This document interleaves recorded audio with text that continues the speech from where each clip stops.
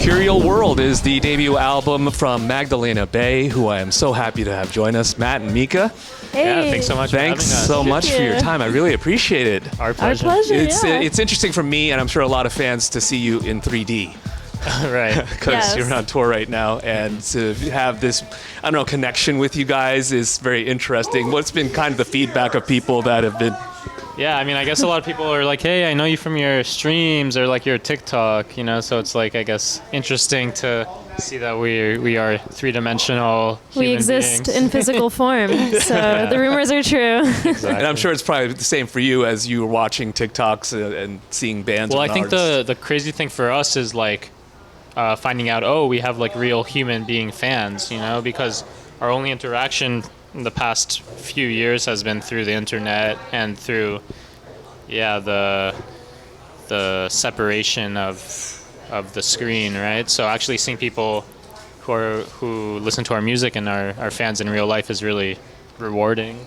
Yeah, it's special. Your profile really grew in that course of 2 years. Yeah. Not only raising your profile online, but then also churning out this album and being really purposeful and thoughtful about it. Right. Whereas before it was like single songs and you just put it out there. This time around there's more thought in terms of a theme.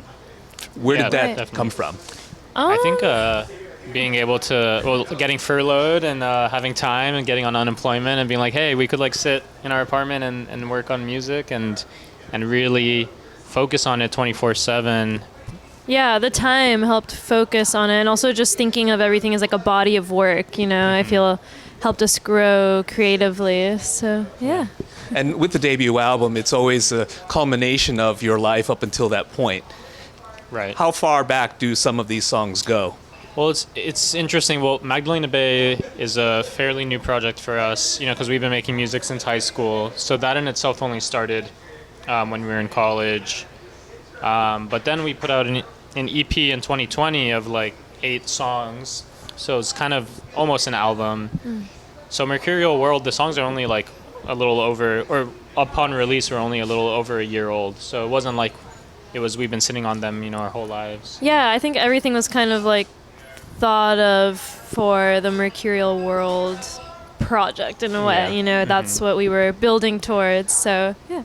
Yeah. The music is so joyful, so infectious, totally different than what you played previously in your, I guess, initial incarnation of the band, or actually in music in general, right? Because you had a totally different band doing progressive rock, Right. influenced by Genesis and the Peter Yeah. Gabriel sound. What was the initial thought? Was it to just carry the torch for Yes? And Yeah, what was I don't the think we were thinking. thought? I mean, I wasn't thinking about it. I was just.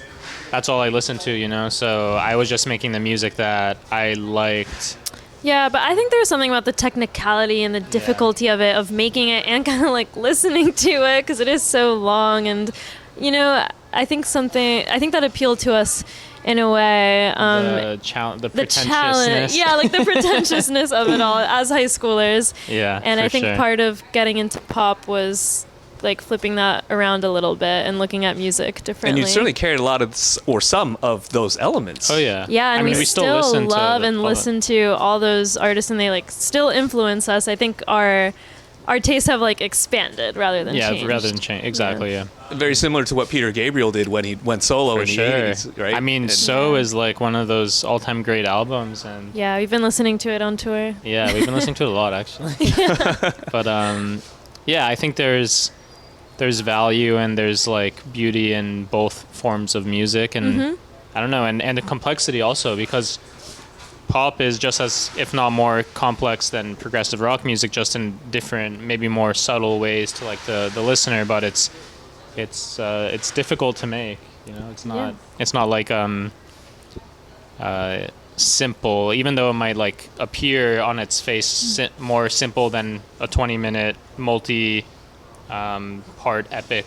It's still, a lot of complexities there. When transitioning from something that is technical, like progressive rock can be, to something that is computerized and has software to help you with timing and layering and all those things, Was that a challenge? Was it easier? Like, how did you apply what you had done previous to this? It was a lot of like relearning how to do things. Sure, yeah.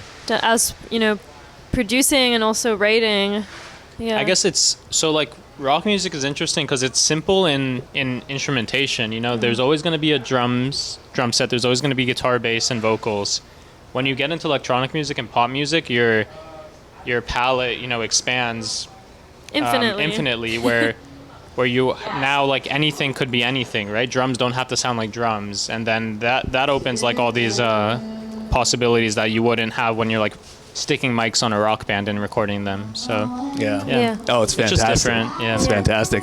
Now that the album has been released and you are performing these live, have you changed some of the songs to fit the live element?